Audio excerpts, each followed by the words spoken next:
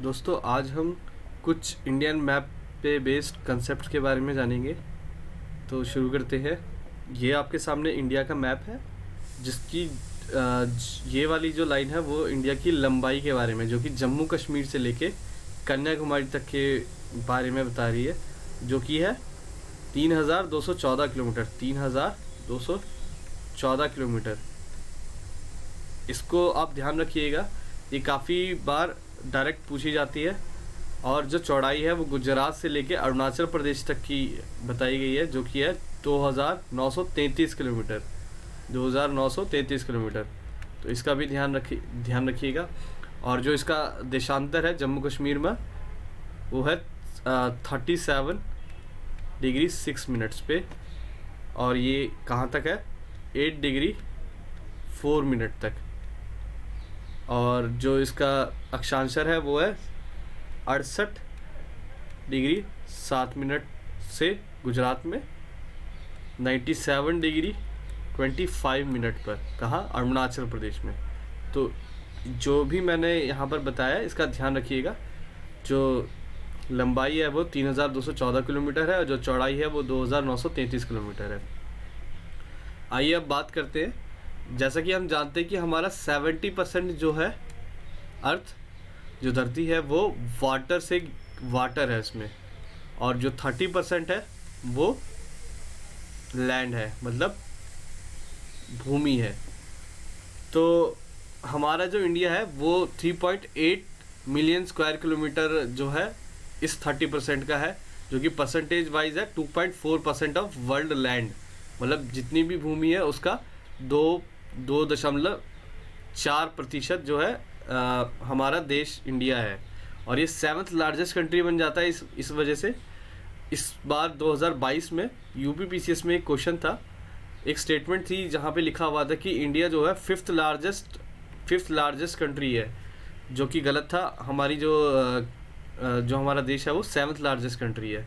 तो अगर आपको ये बात पता होती तो आप सीधा उसको गलत कर सकते थे और आपको 2 नंबर मिल जाते वो यूपीपीसीएस में। और ये ध्यान रखिएगा कि जो हमारी स्टैंडर्ड मेरिडियन है वो पास होती है मिर्ज़ापुर उत्तर प्रदेश से, जो कि 82 डिग्री 30 मिनट ईस्ट में है। तो इसका ध्यान रखिएगा, हम इसके बारे में आगे बात करेंगे। और आइए एक और कंसेप्ट के बारे में जानते हैं कि कुट्टानाड जो है वो लोवेस्ट पॉइंट है इंडिया का।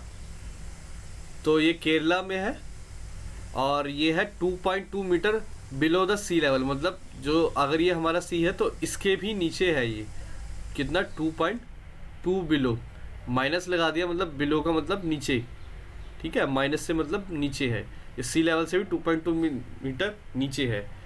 और जो हाईएस्ट पीक है इंडिया की वो है कंचनजंगा, जो कि सिक्किम में। और जो दूसरी हाईएस्ट पीक है वो है नंदा देवी, ये उत्तराखंड में है। तो आइए एक बार इस चीज़ को और समझ लेते हैं। हमें कई बार सुना होगा कि K2 जो है गॉडविन ऑस्टिन, इसको गॉडविन ऑस्टिन भी कहा जाता है, ये भी कई बार ऑप्शन में होता है कि इंडिया की टॉलेस्ट पीक है। तो ये ध्यान रखिएगा, अगर वहाँ पर मेनलैंड लिखा होगा तो आप कंचनजंगा बोलेंगे। मगर वहाँ पर इस चीज़ का कोई जिक्र ना हो कि ये इंडिया मतलब मेनलैंड है या फिर पूरे इंडिया की बात की जाए तो K2 बोलेंगे। जो K2 है वो POK में आता है, पाक ऑक्यूपाइड कश्मीर।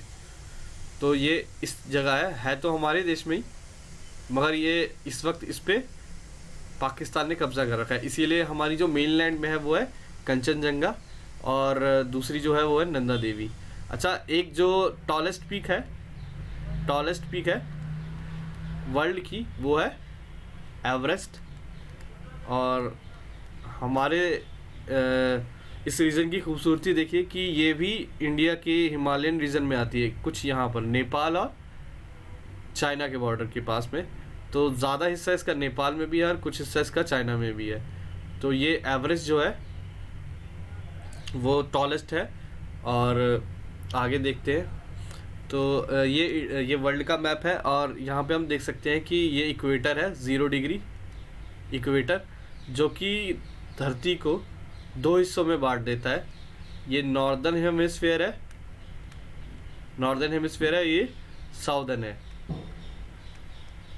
ठीक है, तो नॉर्दर्न हेमिस्फीयर को हिंदी में उत्तरी गोलार्ध भी कहते हैं और ये दक्षिणी गोलार्ध है।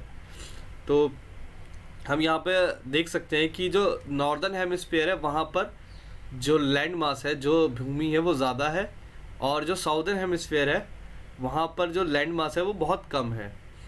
इस चीज़ को भी ध्यान रखिएगा। काफ़ी बार पूछा जा सकता है कि कई बार ये भी पूछा जाता है कि नॉर्दर्न हेमिस्फीयर में जो लैंड मास है वो ज़्यादा है, स्टेटमेंट आ जाती है सीधा, तो आप कहेंगे हाँ ठीक है। और जो साउदर्न हेमिस्फीयर है इसमें आपकी जो लैंड मास है, जो भूमि है वो कम है, यहाँ पर वाटर जो है वो ज़्यादा है, पानी ज़्यादा है।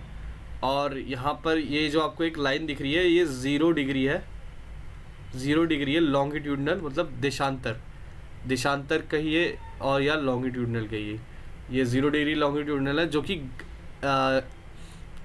इंग्लैंड में लंदन है, इंग्लैंड में लंदन के ग्रीनविच से गुजरती है, और ये 0 डिग्री है। तो आइए इस पे और बात समझते हैं। ये जो आपको एक कटिंग दिख रही है ये ज्योग्राफी एनसीईआरटी की है, ज्योग्राफी एनसीईआरटी की है, जो कि क्लास 6 की है, उसकी है ये। तो कई बार हमें रीजनिंग में या जनरल अवेयरनेस में ये क्वेश्चन आ जाता है कि अगर ग्रीनविच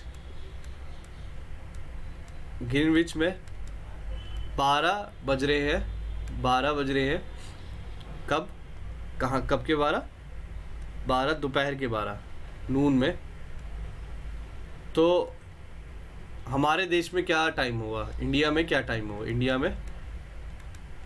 टाइम होगा। तो आइए जानते हैं क्या टाइम होगा। तो सबसे पहले कंसेप्ट के बारे में समझते हैं। जैसा कि हमें पता है कि जो लॉन्गिट्यूडनल है, जो देशांतर है, वो 360 डिग्री बनाते हैं पूरा।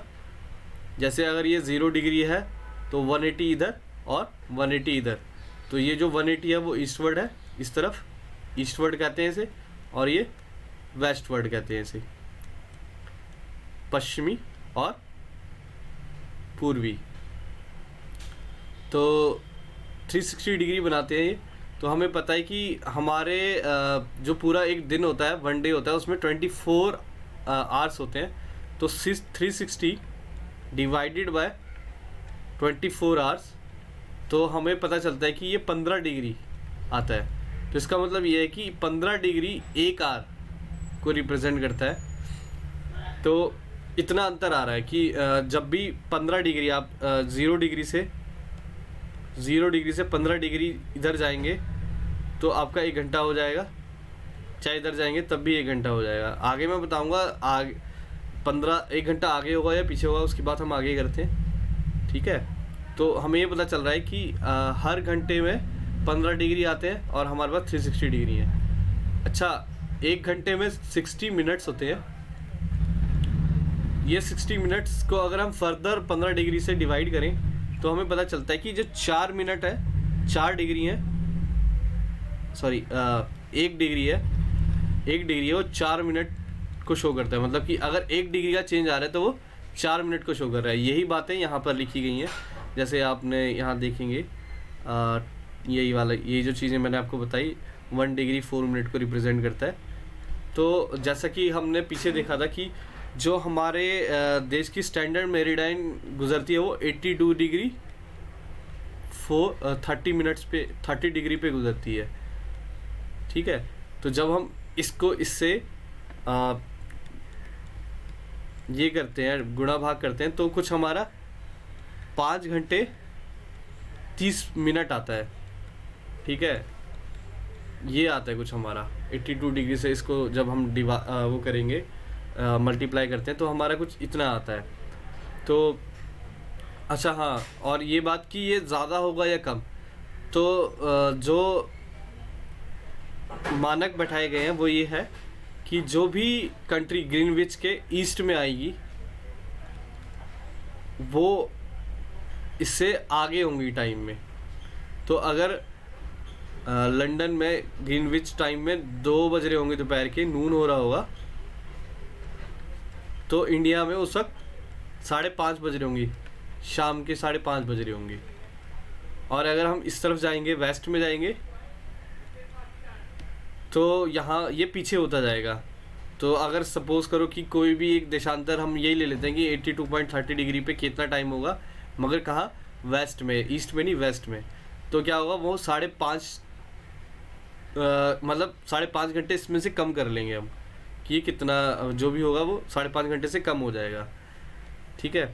तो और हाँ, एक चीज़ और कि एक जो रशिया है, रशिया बहुत लंबे एक्सटेंट में फैला हुआ है, तो ये काफ़ी जगह, काफ़ी देशांतर में कटता है। तो जो नंबर ऑफ टाइम्स, जितनी बार वो कटता है उतनी बार इसके डिफरेंट टाइम जोन है। तो यहाँ पर 11 अलग अलग टाइम जोन है। ठीक है। और आप एक बार ये भी चेक करिएगा कि यूएसए में कितने टाइम जोन है, ये भी पूछा जाता है। जैसे ये यहाँ पर ये भी पूछा गया कई बार कि रशिया में कितने टाइम जोन है, और ये भी पूछा गया कि यूएसए और कनाडा में कितने टाइम जोन है। तो थैंक यू। आगे हम इस सीरीज़ को जारी रखेंगे, और आपको कुछ और जानना हो तो मुझे बता दीजिएगा।